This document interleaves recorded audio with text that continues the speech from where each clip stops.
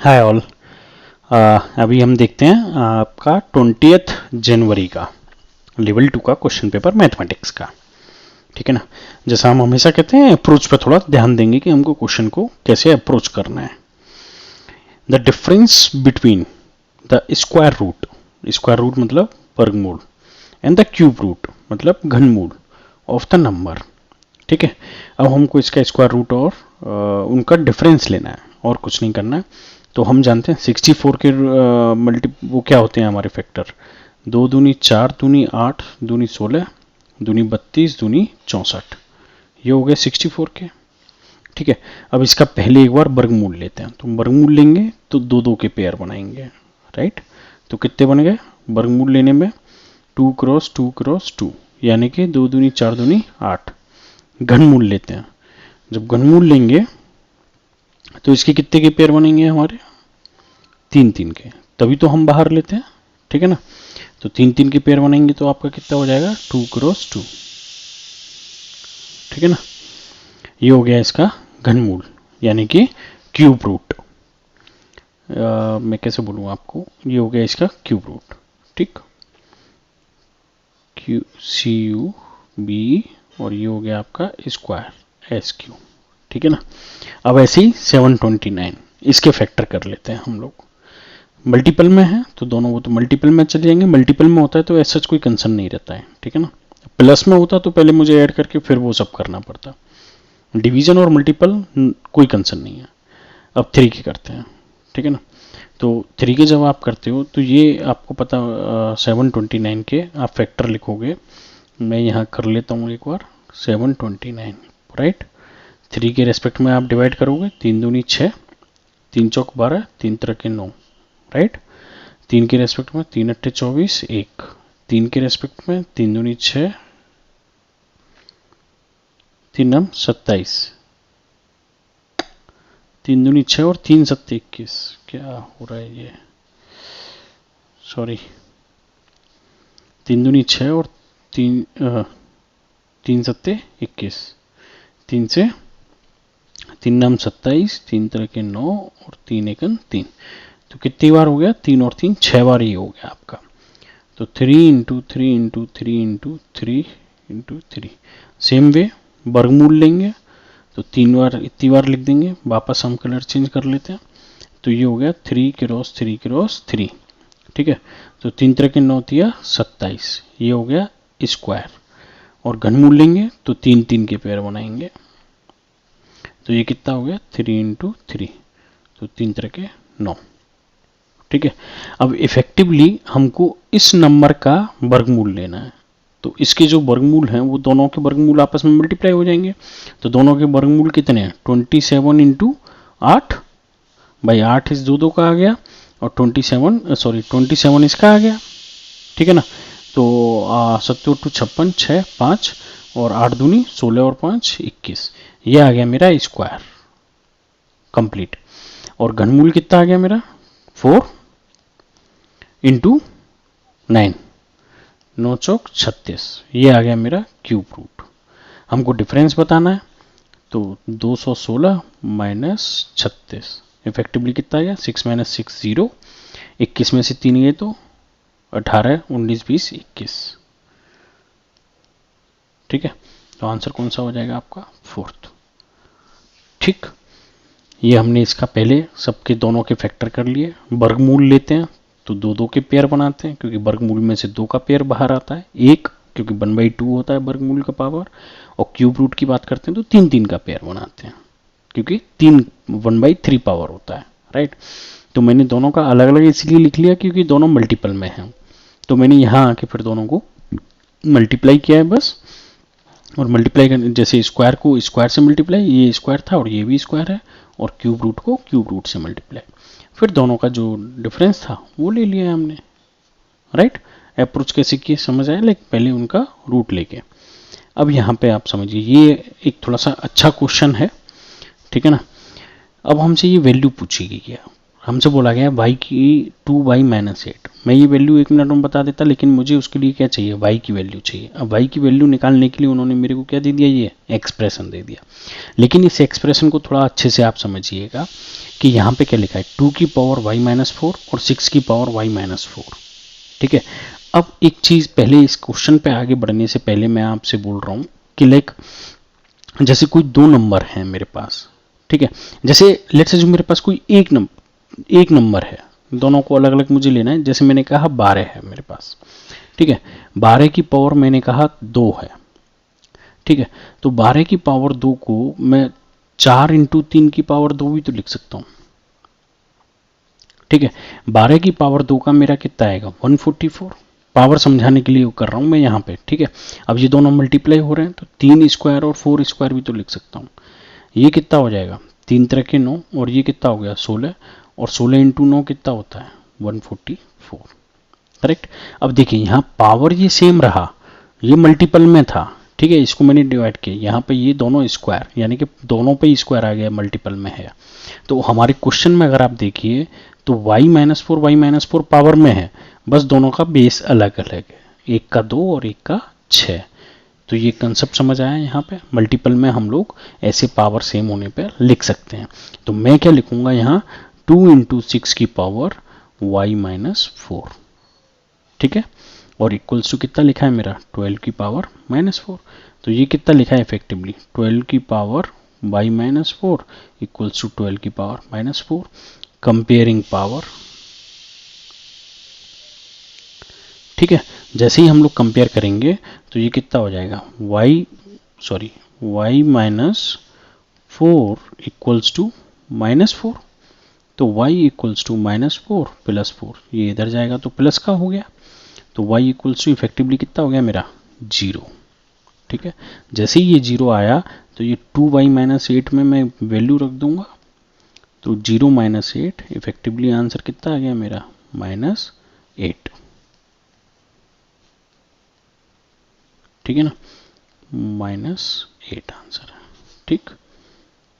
ये हो गया मेरा आंसर नंबर 1, ठीक। नेक्स्ट क्वेश्चन पे आते हैं। -75 into 109 is not the same as, right. अब ये बताओ इसको मैं कैसे कैसे लिख सकता हूँ। जैसे लिखा है कि -75 मल्टीप्लाई में है, तो 109 को क्या लिख सकता हूँ, 100 + 9, ठीक। तो ये यहाँ पे अब अगर मैं मल्टीप्लाई में है तो इसको मल्टीप्लाई करूँगा तो 75 इंटू 100 प्लस माइनस का 75 इंटू 9, भाई दोनों ब्रैकेट ओपन कर लिया, -75 से ऐसे ही तो ओपन करते हैं, पहला ऑप्शन तो ब्रैकेट ही लिखा हुआ है, ठीक है। लास्ट ऑप्शन देखते हैं, फोर्थ ऑप्शन क्या लिखा है, -70 -5। पहले मैंने ये 109 को किया अलग अलग, अब -70 -5 75 को कर लिया 109, ये भी तो सेम लिखा है, पहले ये वाला ब्रैकेट किया 109 वाला, अब ये 75 वाला कर दिया, तो 1 और फोर्थ ऑप्शन तो सेम वैल्यू है, राइट। हमसे पूछा है नोट। अब थर्ड ऑप्शन देखते हैं, थर्ड ऑप्शन क्या लिखा है, माइनस का 75 इंटू 100 प्लस 9, ये तो यही लिखा है ना जो मैंने पहले ब्रैकेट ब्रेक किया था, सेम वैल्यू लिखी हुई है, वो ब्रैकेट ओपन कर लो तो फर्स्ट ऑप्शन लिखा है, तो ये भी सही है। तो ऑब्वियसली बात है जब 3 सही हो गए तो आंसर कौन सा है, यही, मतलब फाइनल आंसर हमारा ये होगा सेकंड, जो कि नॉट है, ठीक है ना। क्यों, क्योंकि ये क्या लिखा है, -75 इंटू 9 प्लस 100, तो ये तो अलग वैल्यू होगी ना, 100 से हटके हो गया। अब इसमें आप सेम वैल्यू तो नहीं आपका आ रहा है, ठीक है ना, कुछ नहीं है, इसको प्लस में लिख सकते हैं और इसको कैसे प्लस में लिख सकते हैं, बस, ठीक है। क्वेश्चन नंबर 4, तो इसका आंसर हमारा कौन सा होगा, ये 2, जो नहीं है, ठीक है ना, नहीं के साथ। MNN are two digit numbers, right.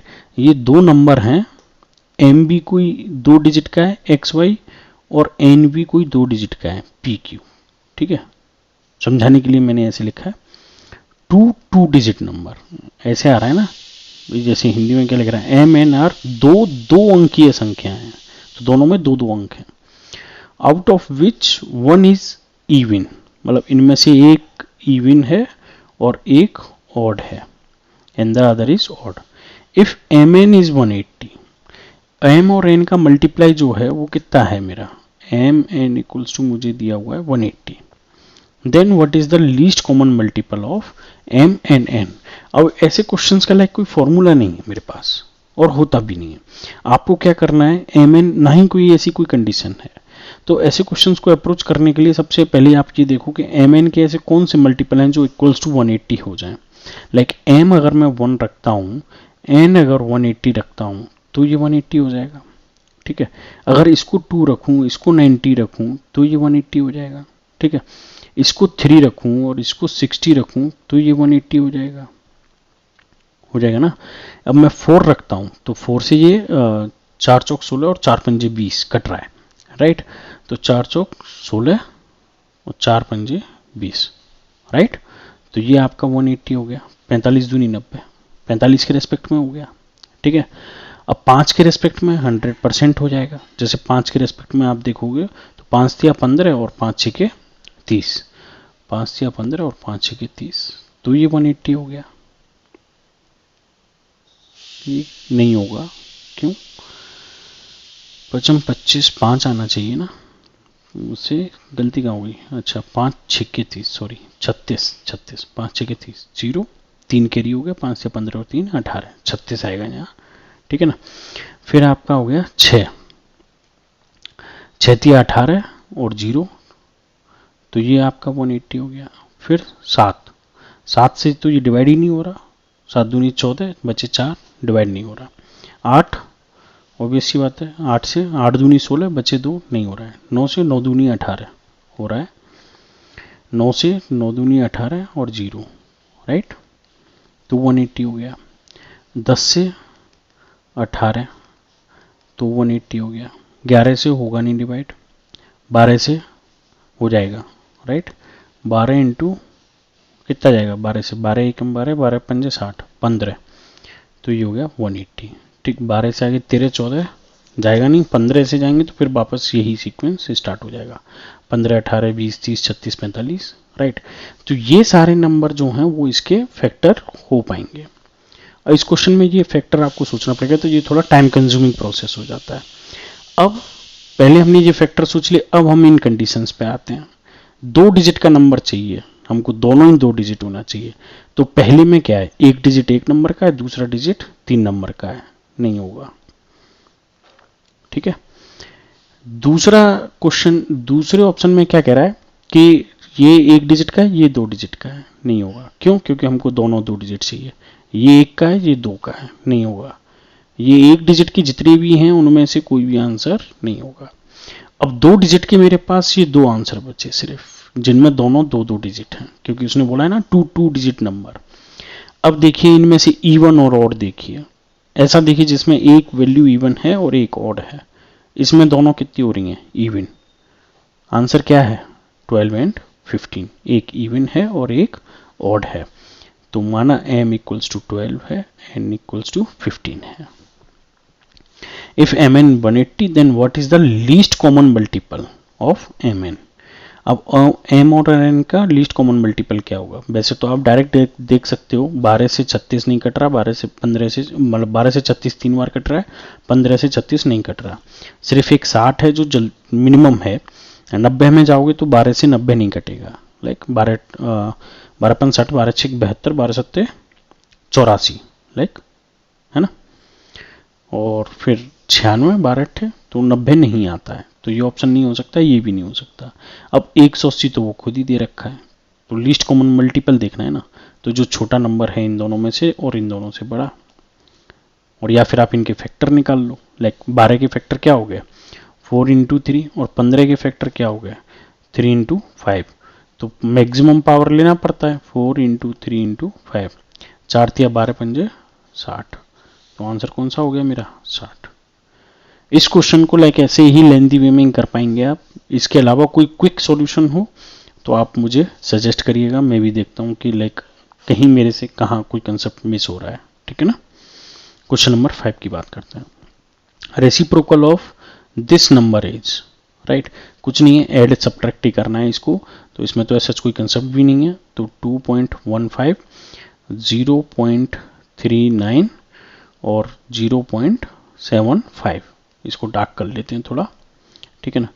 तो 9, 5 और 5 10 और 9 19, 1 7 और 3 10, 11 और 1 12, 2 और 1 3। तो ये मेरा सम हो गया। अब इसमें से ये प्लस लगाए लेकिन ब्रैकेट के साथ एक ही संख्या है जो माइनस में है, right.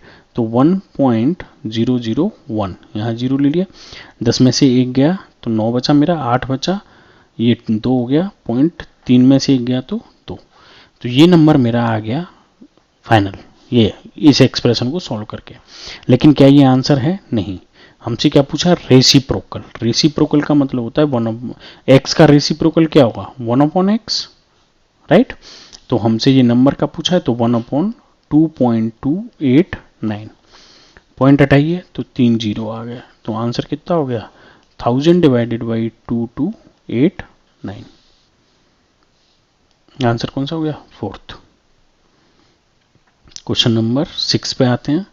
Some of the solution of equation this and this is, right. हमको इक्वेशन का लाइक सम, दोनों का सम, ये इसमें से भी x की वैल्यू निकल आएगी क्योंकि एक ही पैरामीटर दिया हुआ है, और इसमें से भी x की वैल्यू निकलेगी। जो भी दोनों में से x की वैल्यू निकलेगी उसको हमको जोड़ देंगे, आंसर आ जाएगा, ठीक है। तो सम, डायरेक्टली सम बोला है हमसे, तो अब इसमें तो ऐसा कोई स्पेसिफिक वैल्यू नहीं है, तो मैं यहाँ लिख के सॉल्व करता हूँ इसको। ये लिखा है 3x माइनस, अब ये ब्रैकेट है तो मैं इस ब्रैकेट को साथ में ही ओपन कर देता हूँ, 2 दूनी 4x माइनस, अब ये माइनस माइनस क्या हो जाएगा? प्लस, तो 2 से मल्टीप्लाई हो रहा है तो 5 दूनी 10, ठीक है, इक्वल्स टू 2 से ये x प्लस 3, ये वाला ब्रैकेट भी ओपन कर लेता हूँ मैं, 2x प्लस 6, 3 है तो 2 से मल्टीप्लाई हो गया, माइनस 8। अब 3x माइनस 4x, तो माइनस का x बचा, प्लस 10, तो ये कितना हो गया? 2x, 6 माइनस 8 माइनस 2, ठीक। अब x की वैल्यू एक साइड लिख लेते हैं, क्योंकि ये माइनस का है तो मैं x को इधर लिख लेता हूँ राइट साइड में, और ये 2 को इधर ले आता हूँ, 10 प्लस 2 हो जाएगा, माइनस का है तो, और ये 2x प्लस x हो गया, तो ये 12 इक्वल्स टू कितना हो गया आपका? 3x, तो x equals to 12/3 which is 4, correct. अब दूसरी क्वेश्चन सॉल्व करते हैं। इसमें तो कोई ब्रैकेट का चक्कर ही नहीं है, इसमें तो सिंपल 3x है, ये 5x है, तो मैं इसको इधर लाऊंगा तो ये माइनस हो जाएगा, तो माइनस का कितना हो गया? 5x इक्वल्स टू कितना लिखा है मेरा? माइनस का 8/5, तो ये कितना बचा? माइनस का 2x माइनस का 8/5, माइनस से माइनस कैंसिल हो गया, तो x इक्वल्स टू 8/5 इंटू 2 से डिवाइड करेंगे ना, तो ये कितना आ गया? इफेक्टिवली 4/5, तो x इक्वल्स टू 4/5। अब इन दोनों को हमको जोड़ देना है, भाई सम बोला है ना हमसे, सम ऑफ द सॉल्यूशन, तो सम 4 इंटू लाइक 4 प्लस 4/5, ये 4/5 था, ये 4 था, तो एलसीएम आ गया आपका 5, राइट। तो 500 के 20, यहाँ 1 था और ये हो गया 4, तो ये हो गया 24/5। आंसर कौन सा हो गया आपका? 2, ठीक। Question number 7, the sum of the coefficient of x square and x4 in the product. अब देखिए, एक ऑप्शन तो ये है कि आप ये दोनों इक्वेशन लिखिए, फिर उनका मल्टीप्लाई करिए और फिर आप उसका आंसर करेंगे। जैसे अब मैंने यहाँ पे लिखा x square minus x plus 4 and multiplied by, क्योंकि दोनों का मल्टीप्लाई करना है हमको, तो यहाँ पे कितना आएगा? x³ minus 2x square plus 3x plus 1, यही आएगा ना मेरा, यही इक्वेशन है। एक तो ये है कि मैं इसका इससे मल्टीप्लाई, इससे सबसे मल्टीप्लाई करूं, फिर इसका सबसे मल्टीप्लाई करूं, फिर इसका सबसे मल्टीप्लाई करूं। दूसरा ये है कि मैं ये देख लूं कि मल्टीप्लाई में मेरे को x4 कहां पे आएगा, ठीक है, क्योंकि हमको क्वेश्चन में, अब बाकी के जो ऊपर मैंने क्वेश्चन किए वो थोड़े से टाइम कंज्यूमिंग थे, लेकिन उनमें सारा डेटा आपको लिखना पड़ेगा, लेकिन अब ऐसे क्वेश्चन में अगर आप डेटा लिखोगे तो टाइम ज़्यादा जाएगा, तो हमको टाइम बचाना है अब यहाँ। तो मुझे क्या करना है? x4 लाना है। तो x4 कैसे आ सकता है? x स्क्वायर का x³ में मल्टीप्लाई करूंगा तो कितना हो जाएगा? 3 और 2 5, x5, तो ये खत्म, इससे मुझे मतलब नहीं है, मुझे x4 चाहिए। x स्क्वायर का x स्क्वायर में मल्टीप्लाई करूंगा तो x4 आ जाएगा, तो मैं यहाँ लिख लेता हूँ, क्योंकि ये 1 है और ये -2 है, तो -2x4 एक वैल्यू होगी। अब x स्क्वायर का 3x में करूंगा तो कितना आएगा? x³ नहीं चाहिए मेरे को। एक्स स्क्वायर का 1 मैं करूंगा तो एक्स स्क्वायर, वो भी नहीं चाहिए, बाद में देखेंगे, पहले हम सिर्फ x4 पर फोकस करेंगे। फिर माइनस एक्स का मैं एक्स क्यूब में करूंगा तो x4 आ जाएगा, क्योंकि ये 1 है और ये 3 है, 3 + 1 4, तो ये कितना हो जाएगा -x4। ठीक है, अब बाकी की 1 है, ये 2 है तो 3 होगा, ये 1 है तो 2 होगा और ये 1 होगा, तो x4 नहीं आएगा। ये कांस्टेंट वैल्यू है और इसमें कोई x4 है नहीं, तो आगे x4 हमारा आएगा ही नहीं। तो इफेक्टिवली x4 के कोफिशिएंट यहाँ क्या आ गया, सम ऑफ कोफिशिएंट, तो ये मेरा टोटल x4 का कोफिशिएंट हो गया। अब मैं देखता हूँ किसका, एक्स स्क्वायर का। ठीक है, तो x4 के कोफिशिएंट हो गए -2 -1 यानी कि -3। ठीक, अब मैं देखता हूँ एक्स स्क्वायर का। एक्स स्क्वायर का एक्स क्यू में करूंगा तो 5, एक्स स्क्वायर में करूंगा तो 4, एक्स में करूंगा तो 3, 1 में करूंगा तो एक्स स्क्वायर, तो यहाँ पे सिर्फ कितना आएगा मेरा एक्स स्क्वायर। अब x की वैल्यू का मैं 3 में करूंगा तो x4, 2 में करूंगा तो x क्यूब, 1 में करूंगा तो एक्स स्क्वायर, तो ये 3 प्लस का है और ये माइनस का है, तो कितना हो जाएगा -3x स्क्वायर। ठीक, अब 1 में करूंगा तब तो x आएगा, 4 का एक्स क्यूब में करूंगा तो 3 हो गया पावर 4 का, लेकिन यहाँ एक्स स्क्वायर में करूंगा तो ये -2 एक्स स्क्वायर एक और आ जाएगा, 4 दूनी कितना हो जाएगा आपका 8, माइनस का 8x स्क्वायर। तो इफेक्टिवली कोफिशिएंट कितने हो गए 1 -3, 1 -3 -8, 8 और 3 11 -1 यानी कि -10, ये हो गया। अब हमको इन दोनों का सम करना है, तो -3 प्लस -10, यही तो करना है हमको दोनों का सम, तो -3, डायरेक्ट आंसर ही लिख दिया मैंने, -3 -10, तो ये कितना हो गया -13। ऑप्शन कौन सा सही हो जाएगा हमारा 1। ये तो मैं आपको समझा रहा था, नहीं तो जब आप एग्जाम में करोगे तो आप जल्दी से क्विकली इस क्वेश्चन को कर पाओगे सीधा, ये मल्टीप्लाई करने मत बैठना पूरे में, ठीक है ना। आते हैं नेक्स्ट क्वेश्चन पे, क्वेश्चन नंबर 8, राइट। तो अब इसमें हमको जो दिया हुआ है द कंपाउंड इंटरेस्ट, हमसे जो पूछा हुआ है चक्रवर्ती ब्याज का क्वेश्चन है, चक्रवर्ती ब्याज on the sum of 20,000 1.5 years at 10% per annum. हमको जो इंटरेस्ट रेट दिया हुआ है वो 10% ईयरली, एक साल के हिसाब से दिया हुआ है, ध्यान रखेंगे हम लोग। कंपाउंडेड सेमी एनुअली, कंपाउंड क्या हो रहा है सेमी एनुअली, मतलब अर्धवार्षिक से कंपाउंड हो रहा है, लेकिन जो ब्याज दिया हुआ है वो क्या दिया हुआ है, एक साल का दिया हुआ है, तो इफेक्टिवली 6 महीने का ब्याज कितना हो जाएगा 5%, आधा कर लेते हैं ना हम लोग। तो यहाँ पे ये एक छोटा सा इन्होंने क्या किया है, ट्रिक कर दिया है कि जिससे आपसे गलती हो जाए एग्जाम में, ठीक है ना। तो हमको गलती नहीं करनी है, अच्छे से पढ़ना है। वार्षिक दर दिया हुआ है वार्षिक, और कंपाउंडेड क्या हो रहा है अर्धवार्षिक, ठीक, यानी कि 6-6 महीने के 3 स्लॉट हो गए हमारा, 1.5 साल में 18 महीना होता है, तो 3 स्लॉट हो गए हमारे। तो सिंपल हम अब यहाँ पे कंपाउंड इंटरेस्ट का फॉर्मूला लगा देंगे। कंपाउंड इंटरेस्ट का फॉर्मूला क्या हो जाता है, principal amount 1 plus rate divided by 100 into n. अब यहाँ पे एन इक्वल्स टू मेरा क्या होगा 3, क्यों, क्योंकि 1.5 साल की बात कर रहा हूं मैं और अर्धवार्षिक के रेस्पेक्ट में बात कर रहा हूं। लेकिन रेट जो है वो कितनी होगी 10/2, क्योंकि 5%, क्योंकि उन्होंने सालाना दिया हुआ है, मेरे को एनम का दिया हुआ है, जबकि मेरे को कितने का चाहिए 6 महीने का इंटरेस्ट रेट चाहिए, तो डिवाइडेड बाई 2 कर लेंगे हम लोग। तो बस इफेक्टिव तो बस यही ध्यान देना था, बाकी तो 20,000 1 प्लस 5/10 की पावर 3, ठीक है। तो इफेक्टिव कितना हो जाएगा ये 20,000, अब ब्रैकेट में कितना आ जाएगा 5 से ये 10 कितने बार कट गया, 10 नहीं 100 है ये, राइट। तो ये कट गया आपका 20 बार, तो 1 प्लस 1/20 की पावर 3, राइट। एलसीएम ले लेंगे तो 21 हो जाएगा, तो 20,000 जो कितना हो गया 21 डिवाइडेड बाई 20 की पावर 3, लाइक 20 एलसीएम लिया, 20 + 1 21, ठीक है। अब यहाँ पे इसको आगे सॉल्व कर लेते हैं, 20,000 मल्टीप्लाइड बाई 21/20, 21/20 और 21/20, करेक्ट। तो ये तीनों जीरो कट गया आपके, ठीक है। अब 2 से ये 10 बार कट गया, इसको एज इट इज छोड़ देते हैं अभी यहाँ पे, ठीक है नहीं। तो इफेक्टिवली ये कितना हो गया आपका 21 × 21 × 21 × 10 डिवाइडेड बाई 4, ठीक है। तो 21 × 21 कितना हो जाता है 1, 2 एकम 2, 2 दूनी 2, 2 4 और 2 दूनी 4 इंटू 21, ठीक है। तो 4 4 1 मल्टीप्लाई 2, 4 दूनी 8, 4 दूनी 8, 1, 4 और 2 6, 8 और 4 12, 9261, तो 92610 डिवाइडेड बाई 4, तो 4 दूनी 8, 1, 4 तिया 12, 4 एकन 4, बचे 2, 4 पंजे 20, बचा 1, 4 दूनी 8, बचे 2, 4 पंजे 20। तो ये आपका आ गया फाइनल इंटरेस्ट, जबकि हमारा अमाउंट कितना था 20,000।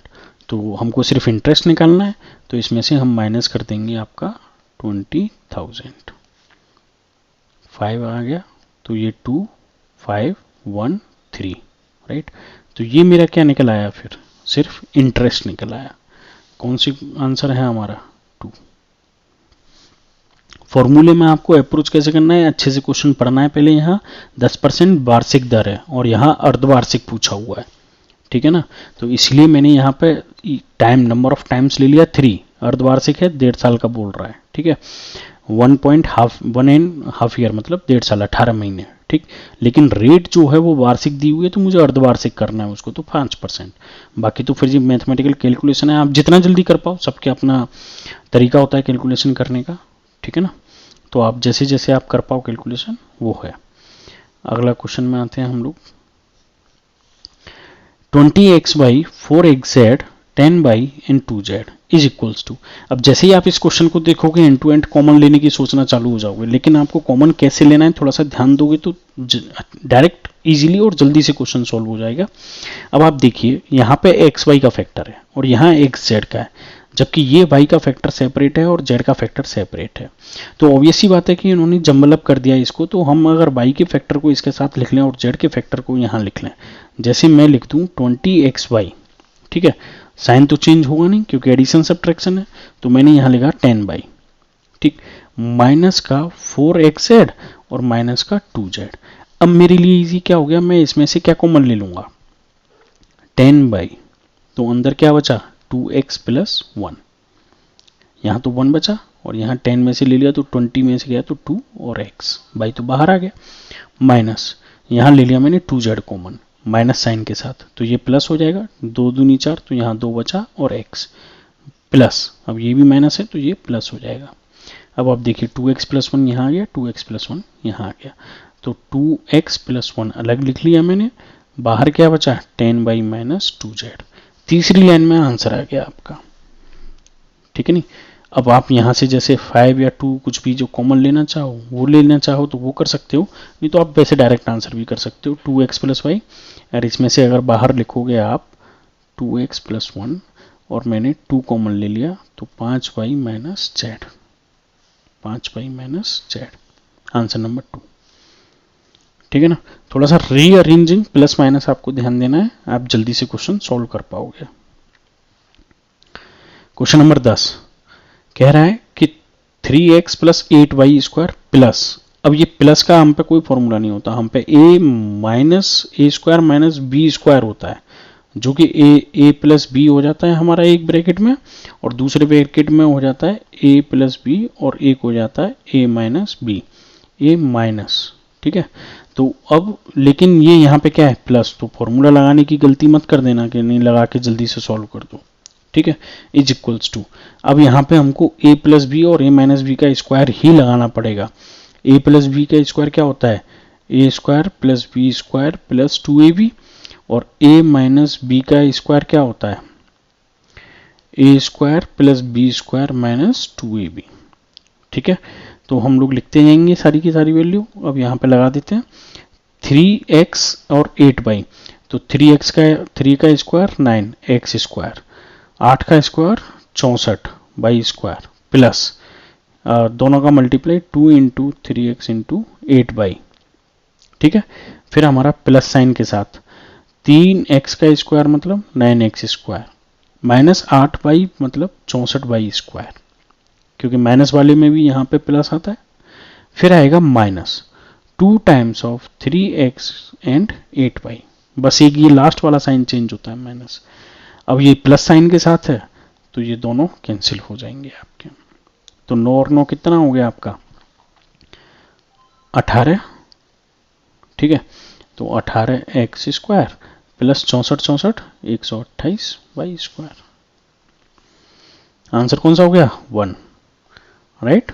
क्विकली आप ये लिखेंगे, गलती नहीं करनी है, ये गलती है अप्रोच। जनरली प्लस माइनस में हम लोग भूल जाते हैं, दोनों को सम करके लिख दिया, इनमें से कोई आंसर मैच कर जाएगा ऐसे, ठीक है ना। ABCD is a quadrilateral in which AB is equals to BC and CD equals to AD. This quadrilateral has, पहले तो हम क्वाड्रिलेटरल बना लेते हैं कि इसकी कंडीशंस देख के तो ऐसा लग रहा है जैसे कैट बनेगा, ठीक है। ABC और D क्योंकि आजू बाजू वाली साइड इक्वल है, तो कह रहा है AB इक्वल्स टू BC, फिर कह रहा है CD इक्वल्स टू DA। ये कैट बन गया, करेक्ट। कैट में यही तो कंडीशन होता है, पतंग जो होती है हमारी। दिस क्वाड्रिलेटरल हैज, अब बताओ जी ये क्वाड्रिलेटरल में कौन सी सिमेट्री होगी। ऐसे करके देखने में सिर्फ एक सिमेट्री होगी जो कि इस परपेंडिकुलर के रेस्पेक्ट में आती है, ठीक है। क्योंकि ये साइड इसके बराबर हो जाता है, ये साइड इसके बराबर हो जाता है, ये कॉमन हो जाता है। यही दो कॉन्ग्रुएंट ट्रायंगल बनते हैं या फिर मिरर इमेज बनती है सिर्फ एक। 2 लाइन ऑफ सिमेट्री हो सकता है, बिल्कुल नहीं होता। 1 line of symmetry in B and D, ये देखिए B एंड D दोनों, B एंड D, ठीक है नहीं, ये सही है। नो लाइन ऑफ सिमेट्री, ये भी गलत है। 1 line of symmetry A and C, A and C symmetry क्यों नहीं हो सकता, क्या ये इसकी मिरर इमेज है। मिरर इमेज होगा तो ये साइड इसके बराबर होगी, ये साइड इसके बराबर होगी, जो कि गिवन नहीं है। हमको गिवन है ये side equals to this and this side equals to this. तो आंसर कौन सा हो गया आपका 2। The sum of the complement and the supplement of an angle y, complement मतलब कोई भी एंगल का sum, x plus y equals to कितना होता है हमारा 180। सप्लीमेंट मतलब x plus y equals to क्या होता है 90। अब y का कॉम्प्लीमेंट लिखना है मुझे, तो y का कॉम्प्लीमेंट कितना होगा 180 माइनस वाई, यही तो होगा yc, y का कॉम्प्लीमेंट।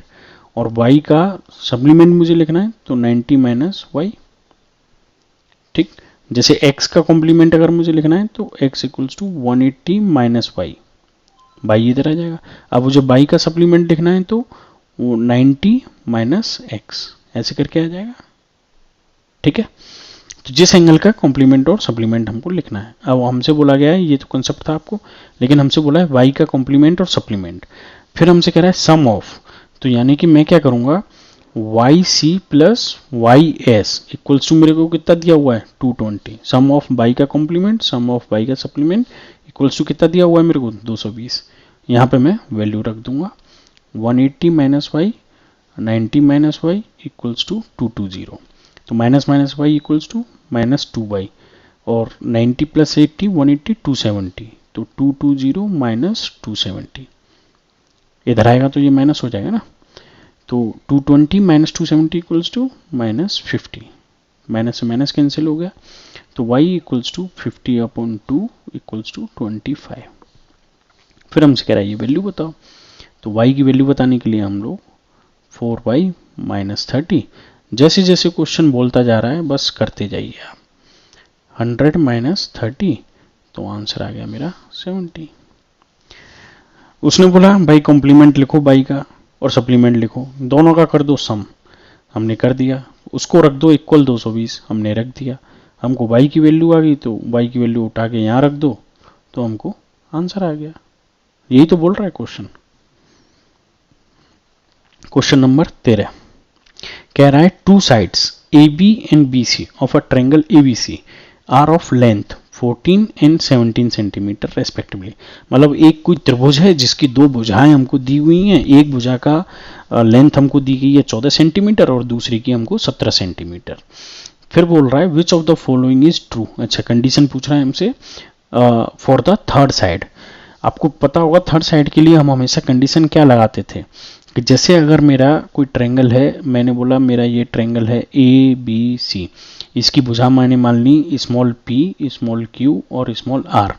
तो हम लोग कंडीशन हमेशा क्या लगाते थे कि जैसे मैंने R पे कंडीशन लगानी है तो मैं बोलता था P प्लस Q से तो छोटा होगा लेकिन P माइनस Q से बड़ा होगा। ये थोड़ा दूर लिख दिया मैंने। इनके डिफरेंस मतलब कोई भी दो साइड के डिफरेंस से बड़ा होगी थर्ड साइड, लेकिन उनके सम से छोटी होगी। ये एक आइडेंटिटी है और इस पर कई बार क्वेश्चन पूछा हुआ है, आप याद रखना। लाइक ये तीसरी साइड जो होती है वो दोनों के सम से छोटी होती है, लेकिन दोनों के क्या कहते हैं सब्ट्रैक्शन माइनस घटाने से लाइक दोनों का डिफरेंस जो है उससे बड़ी होती है, डिफरेंस बोल सकते हैं। तो वही काम अब हम यहाँ कर लेते हैं। ए सी जो होगी वो 14 प्लस 17 से तो छोटी होगी, लेकिन 17 माइनस 14 जो बड़ा होता है उसमें से घटा लेते हैं, क्योंकि डिस्टेंस है ये हमेशा ही हम लोग पॉजिटिव ले लेते हैं। नेगेटिव में तो लेने का क्या मतलब है, उसकी लेंथ, ठीक है ना। तो ये हो गया 3 से बड़ा होगा ए सी, और 14 प्लस 17 कितना हो गया आपका 31, ठीक। तो ये आंसर में है फोर्थ। अच्छा यहाँ पे ये ख्याल रखिएगा ये इंक्लूड नहीं होता है, इक्वल्स टू कहीं पे भी नहीं आएगा, ठीक है ना। जो इनइक्वलिटी स्टैंडर्ड है वो ये है। Side DC of parallelogram ABCD is produced to point E such that BC is 70 this then the value of x y z, ठीक है। तो अब हमसे क्या बोल रहा है कि ये कोई पैरेललोग्राम है। पैरेललोग्राम मतलब आमने सामने की भुजाएं क्या होंगी आपकी, समांतर चतुर्भुज बोलते हैं ना इसको हिंदी में, समांतर चतुर्भुज। तो समांतर चतुर्भुज में क्या होता है, आमने सामने की भुजाएं क्या होती हैं समांतर। तो हमने मान लिया ये ए बी सी और डी, मतलब ये इसके समांतर है और ये इसके समांतर है, ठीक है। अब हमसे कह रहा है डी सी इज प्रोड्यूस, जहां से नाम ले रहा है वो आगे बढ़ते हैं हम, डी स्टार्टिंग पॉइंट और सी, और उसको आगे बढ़ाया गया कहां तक, पॉइंट ई तक, ठीक है ना। तो ई पॉइंट से बी सी ई हमसे बोल रहा है कि ये जो एंगल है वो हमने मान लिया 70, मतलब दिया हुआ है पेपर में, मान नहीं लिया। बी सी इक्वल्स टू कितना दिया हुआ है हमको 70। फिर हमसे बोल रहा है डी ए बी ये वाला एंगल जो हमसे बोल रहा है वो बोल रहा है एक्स। फिर हमसे बोल रहा है ए डी बी, अच्छा इन्होंने ये वाली लाइन भी ले ली है यहाँ, चलिए हम ये लाइन बना लेते हैं, मतलब विकर्ण की बात कर रहा है ये कर्ण जो है ए डी बी। तो ये एंगल जो हमको दिया हुआ है वो हमको दिया हुआ है 40, ठीक है ना। फिर हमसे कह रहा है डी बी और सी, ये एंगल जो हमको दिया हुआ है वो दिया हुआ है हमको 22, ठीक है ना। अच्छा एक और एंगल है B D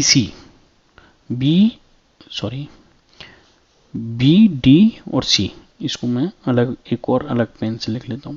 B D C मुझे क्या दिया हुआ है आपका जेड, ठीक है।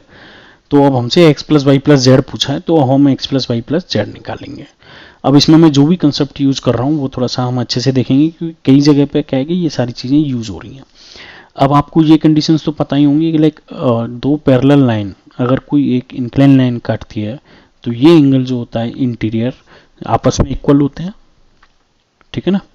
तो अब आप यहाँ पे देखिए कि ये अगर पैरेलल लाइन है दोनों, अगर क्या पैरेललोग्राम में तो पैरेलल लाइन ही होती है, ठीक है। और ये मैं कह दूं कि BC इसको काट रही है, तो ये वाला जो एंगल है वो y plus sum angle of B, ये इसको मैं T बोल देता हूं यहां। तो मैं क्या लिख सकता हूं 70 equals two by plus T बोल सकता हूं ना मैं यहां, ठीक है ना। एक चीज तो ये हो गई यहां पे, ठीक। अब दूसरी कंडीशन समझते हैं कि इसी कंडीशन में जैसे A और B ये दोनों लाइन मेरी क्या हो रही हैं पैरेलल हो रही हैं, ये वाली ये दोनों लाइन मैंने बना ली DCAB। ये वाली लाइन जो मैंने कर्ड खींचा इनका ये कुछ ऐसे करके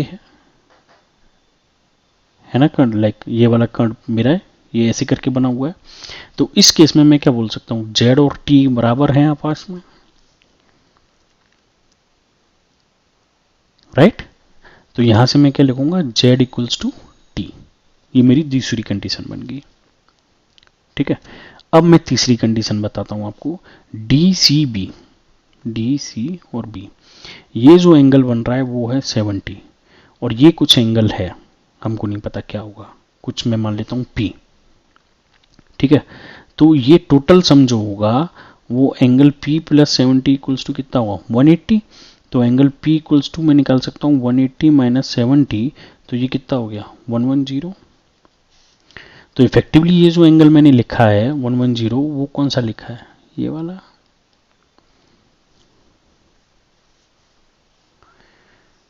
ठीक है नहीं, ये वाला एंगल मेरा आ गया, करेक्ट। और पैरेललोग्राम में एक कंडीशन अगर आपको याद हो कि आमने सामने के जो एंगल होते हैं वो हमेशा क्या होते हैं, इक्वल होते हैं, ठीक है ना। तो ये अगर मेरा 110 है तो x इक्वल्स टू क्या होगा, मेरा 110 होगा, x इक्वल्स टू 110। ठीक। अब मैं बात करूंगा आपसे ट्रायंगल की, ट्रायंगल ADB। तो sum of angle, angle A plus angle B की जगह मेरा क्या है, वो T माना हुआ है मैंने, तो मैं उसको T लिखूंगा जिससे कोई कंफ्यूजन ना हो।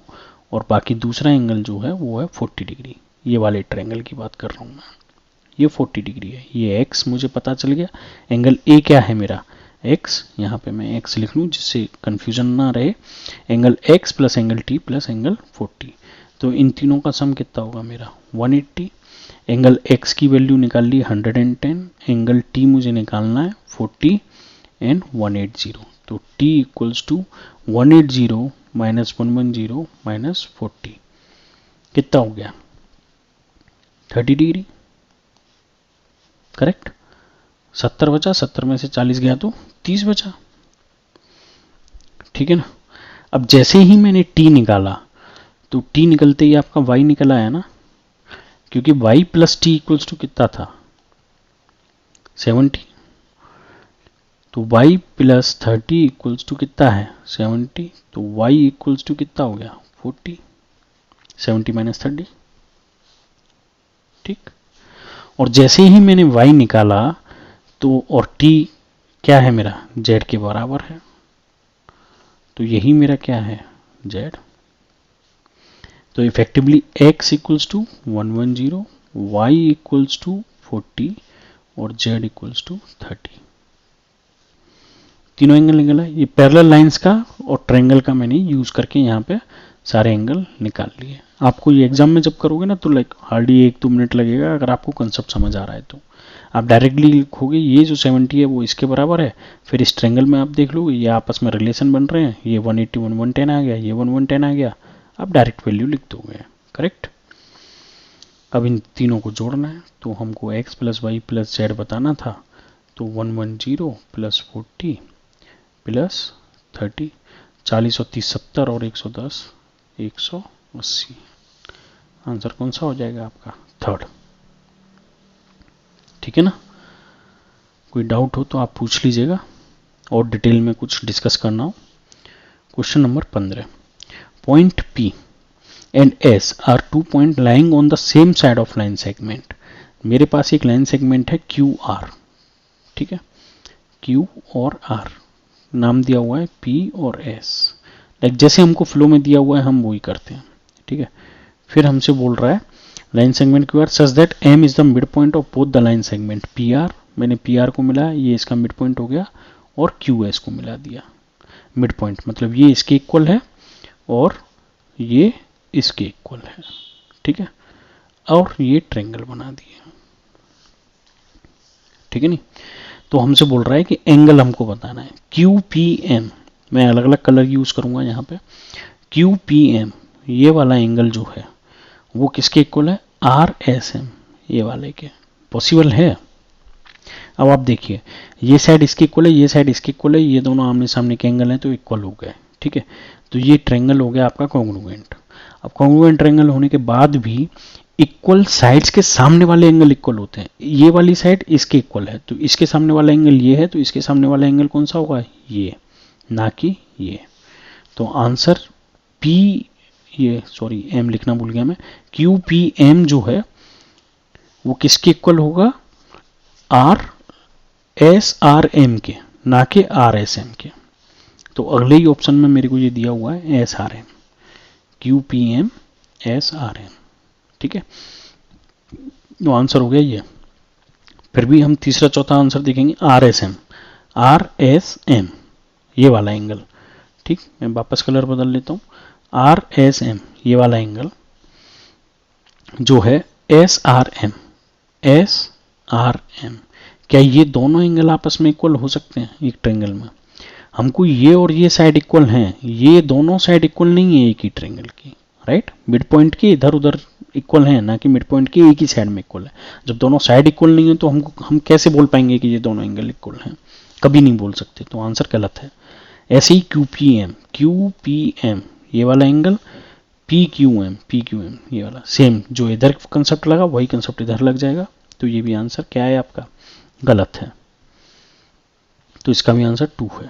Question number 16, each side of a rhombus, rhombus मतलब समचतुर्भुज, ठीक है, ठीक है, rhombus shaped field is 30 metre, मतलब हमारे पास एक रोम्बस दिया हुआ है और फिर हमसे कह रहे हैं कि लाइक ये एक रोम्बस है और फील्ड है, इसकी साइड जो है वो क्या है? 30 मीटर है। Its one of diagonal is 48 metre, इसका एक डायगोनल जो हमको दिया हुआ है वो 48 मीटर दिया हुआ है, ठीक है।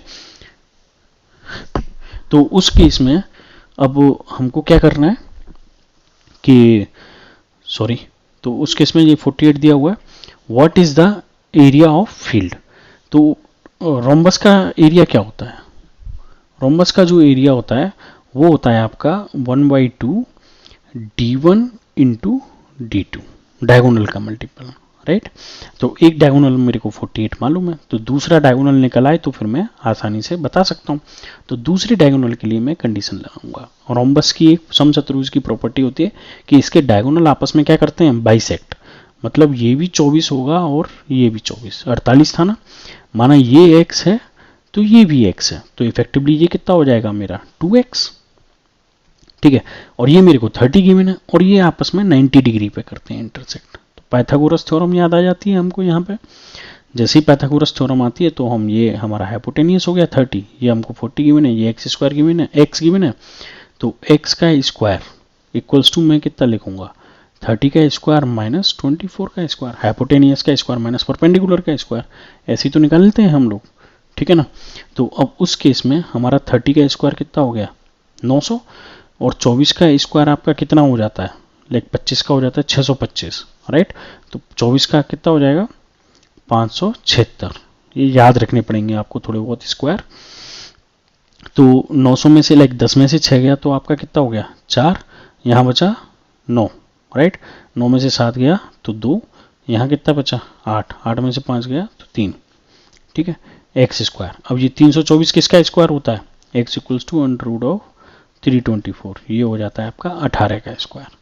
तो x की वैल्यू आ गई आपकी 18, तो 2x की वैल्यू कितनी होगी? 2 इंटू 18 इक्वल्स टू 36।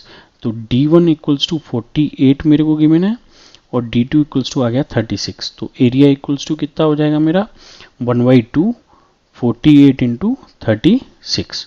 तो 2 से मैं इसको लाइक डिवाइड कर लूँ तो ये हो गया मेरा 24, ठीक है। तो 24 एंड 36, 6 चौक 24, 2 6 दूनी 12 और 4 तिया 12, 12 24 25 26, 2 और 3 दूनी 6 और 2 8। आंसर कितना आ गया आपका? 864 मीटर स्क्वायर। समझ में आया ना कि हमको एरिया निकालना है, तो एरिया का फॉर्मूला होता है D1 इंटू D2, लेकिन D1 मुझे गिवन है, अब D2 नहीं गिवन है। तो D2 गिवन के लिए मेरे को कंडीशन पता है समचतुर्भुज की कि इसके डायगोनल आपस में बाई इंटरसेक्ट करते हैं, मतलब डिवाइड बाई 2 करते हैं और 90 डिग्री पे होते हैं। तो 90 डिग्री आते ही हमारा पाइथागोरस थ्योरम हमको याद होना चाहिए। तो हाइपोटेनियस का स्क्वायर मतलब कर्ण का स्क्वायर इक्वल्स टू क्या हो जाता है? लंब का स्क्वायर प्लस आधार का स्क्वायर, यानी कि हाइपोटेनियस स्क्वायर इक्वल्स टू आपका perpendicular square plus base square. तो वहां से मैंने बेस निकाल लिया, hypotenuse square minus perpendicular square, ठीक है। क्वेश्चन नंबर 16 ऐसे सॉल्व हुआ आपका। 17, the area of a circle is equals to the area of a rectangle of dimension this। तो एरिया ऑफ द सर्कल का फॉर्मूला क्या होता है? पाई आर स्क्वायर, ठीक है। फिर हमसे बोल रहा है area of a rectangle, rectangle का फॉर्मूला क्या होता है? एल इंटू बी, ठीक है। बोल रहा है सर्कल इक्वल्स टू द, दोनों इक्वल हैं तो मैंने दोनों में क्या लगा दिया? इक्वल साइन, ठीक। Then the circumference of the circle. अब सर्कमफ्रेंस का फॉर्मूला क्या होता है? 2 पाई आर। तो यानी कि ये हमको कंडीशन क्यों दी गई है, आर निकालने के लिए। ठीक है, तो आर के लिए हम इसको सॉल्व कर लेंगे। आर स्क्वायर इक्वल्स टू कितना है, 14 इंटू 11 डिवाइडेड बाई पाई। तो आर इक्वल्स टू मतलब under root of 14 into 11 into 22, 22/7 करेंगे तो 7 हमारा ऊपर आ गया। 11 से ये 2 बार कट गया और ये 7, तो इफेक्टिवली अंडर रूट में क्या लिखा है, 7 इंटू 7। तो आर इक्वल्स टू कितना आ गया आपका, 7। अब हमको पेरीमीटर निकालना है, तो पेरीमीटर कितना हो जाएगा आपका, 2 पाई और आर। तो 2 इंटू 22/7 इंटू 7, 7 से 7 कैंसिल हो गया, 22 दूनी 44। करेक्ट। पेरीमीटर निकालने के लिए हमको क्या चाहिए, रेडियस, और रेडियस कहाँ से निकलेगी, जो उसने रिलेशन दिया है। एरिया दोनों को इक्वल करेंगे और इक्वल करते ही हमारा ये रेडियस आ जाएगा। Question number 18, the total surface area of a solid right circular cylinder. Right total बोल देता है तो मतलब हमको कहाँ का लेना है, ऊपर नीचे जो सर्कुलर ढक्कन है इनके भी एरिया लेना है। और इसका क्या होगा, इसका हो गया 2 pi r into height h, और इसका क्या होगा पाई आर स्क्वायर, और इसका कितना होगा पाई आर स्क्वायर। तो टोटल कितना हो गया 2 times pi r square plus 2 pi r into h. Formula ऐसे याद रखिएगा, ठीक है ना। ऐसा नहीं कि 2 पाई को आर कॉमन ले लिया, r plus h, 2 pi r bracket में आर प्लस एच, कोई ज़रूरत नहीं है याद रखने की ऐसे। ठीक है, कह रहा है 462 सेंटीमीटर है, ये हमारा क्या है 462 है। If it's curve surface area यानी कि 2 pi r h is 1/3 of its total surface area. ठीक है, 1/3 ऑफ इस टोटल सरफेस एरिया मतलब कह रहा है कि आपका 2 पाई आर एच जो है वो 1/3 ऑफ 462 हो जाए। यही तो कंडीशन है, 1/3 of total surface area. Then the radius and height of the cylinder. अच्छा, हमको इसमें रेडियस भी निकालनी है और हाइट भी निकालनी है। कोई नहीं, इस इक्वेशन से क्या निकल आएगा आपका, कुछ नहीं, क्योंकि आर और एच दोनों ही वैल्यू में हैं। ठीक है ना, तो हम इस वैल्यू से, लेकिन यहाँ पे सिर्फ आर है, अगर मैं ये वैल्यू उठा के यहाँ रख दूँ तो फिर ये सॉल्व हो जाएगा 462। तो चलिए वैल्यू रख देते हैं यहाँ, 2 pi r square plus 1/3 into 462 equals to 462। तो ये कितना हो गया 2 पाई आर स्क्वायर, इसको मैं इधर लाऊंगा तो 462 माइनस 1/3 टाइम्स 462। करेक्ट। अब अगर 462 कॉमन ले लूँ तो 1 माइनस 1/3, यही तो लिखा है। तो इफेक्टिवली ये कितना लिखा है 462, एलसीएम ले लिया 3 माइनस 1 तो 2/3। करेक्ट। अभी तो मैंने 2 पाई आर स्क्वायर को कुछ नहीं किया है यहाँ। ठीक है, अब मुझे आर स्क्वायर की वैल्यू निकालनी है, तो 462 इंटू 2 डिवाइडेड बाई 3। अब इंटू डिवाइड में क्या आ जाएगा मेरा 2 पाई, इस 2 से तो ये 2 कैंसिल ही हो गया। ठीक है, अब पाई की वैल्यू रख देते हैं 462 3, पाई की वैल्यू 22/7।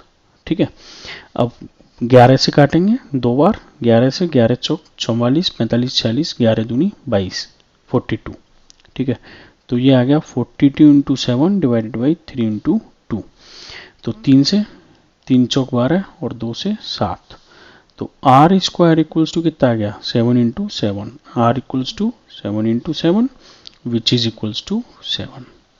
तो ये आर इक्वल्स टू मेरा क्या आ गया 7, यही तो हमको निकालना था।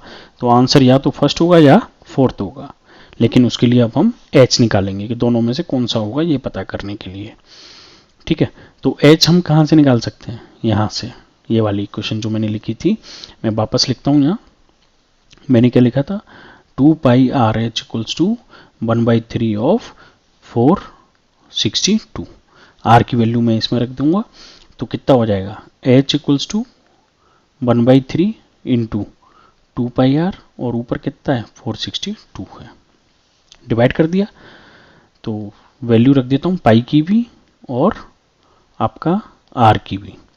2 इंटू पाई की 22/7 हो गई और आर की भी वैल्यू मेरी 7 है। तो ये 7 से 7 डायरेक्ट कर गया, 11 दूनी 22, 11 चौक 44, 11 दूनी 22, राइट।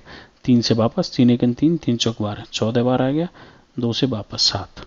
तो h equals to 7/2 which is 3.5।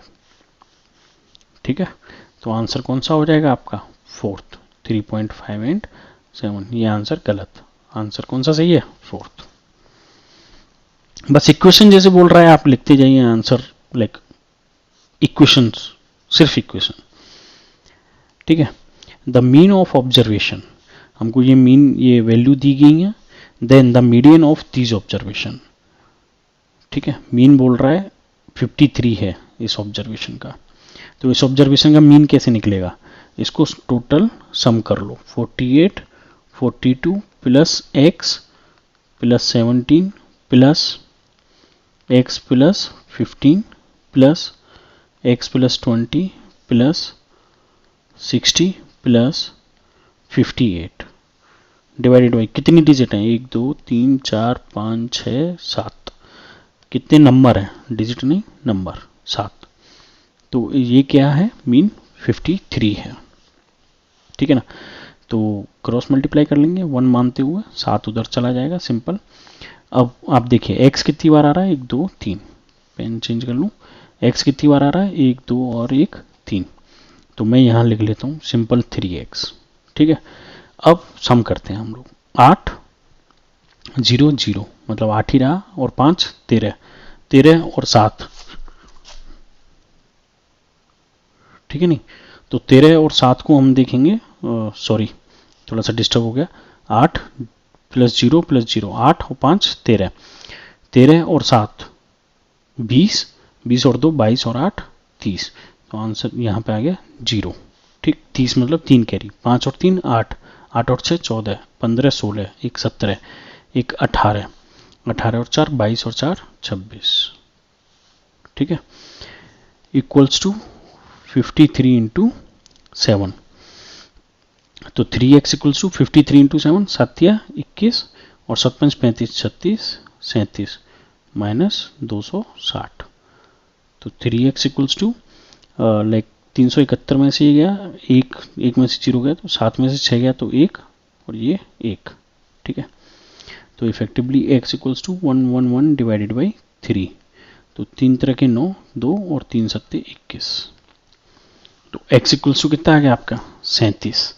अब ये सारी वैल्यू मैं यहाँ रखूँगा, तो x इक्वल्स टू 37 रखा, 37 प्लस 17 कितना हो गया आपका? 37 और 7 44 और 10 54, ये हो गया 54। 15 किया तो 52, 20 किया तो 57, 60 है और 58 है, 48 और 42। अब हमको इसका क्या निकालना है? मीडियन, माध्यक। तो हम लोग अब सबसे पहले छोटा नंबर रखेंगे, तो सबसे पहले छोटा हो गया 42। 42 के बाद उससे बड़ा नंबर कौन सा है मेरा? 42 के बाद, 42 के बाद है मेरा डायरेक्ट 48। ठीक है, 48 के बाद ये दोनों कट गए, फिर 48 के बाद फिर मेरा नंबर है 52, 52 के बाद 54, फिर 57, ये तीनों जो अभी अभी हमने निकाल लिया, फिर है 58 और फिर है 60। 1 2 3 4 5 6 7। अब 7 नंबर हैं, तो मीडियन क्या हो जाता है आपका? मीडियन होता है n प्लस 1/2, यानी कि 7 प्लस 1/2, यानी कि 8/2, यानी कि फोर्थ, जो भी आपका फोर्थ नंबर है वो आपका मीडियन है। 3 चौथा क्या है? 54। तो मीडियन जो है वो आपका कितना हो गया? 54। आंसर नंबर क्या हो जाएगा आपका? 2। Question number 20। ठीक है नहीं, अब ये आपका प्रोग्रेशन से थोड़ा जल्दी होगा, तो इसीलिए मैं प्रोग्रेशन लगाऊंगा इसमें। ठीक है ना, नंबर 12 to 103। अब ये सारे नंबर मैं लिख नहीं सकता, लाइक काफ़ी सारे नंबर हो जाएंगे। Are written on slip, one number on one slip and put in a box. A slip is taken out from the box at random.